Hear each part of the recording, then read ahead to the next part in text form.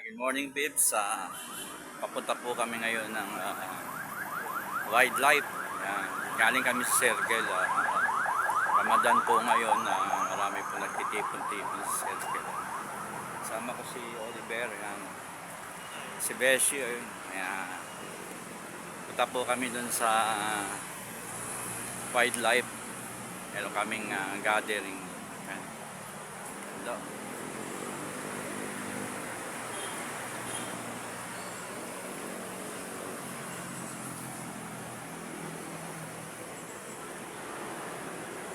Ito po yung bagong gawa na yung shortcut papuntang wildlife.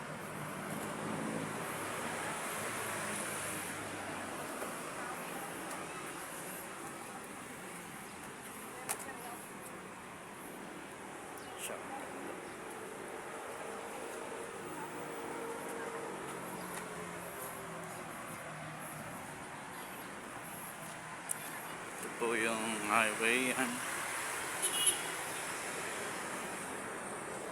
Okay, Pips, hanggang dito muna. See you later po. Bless.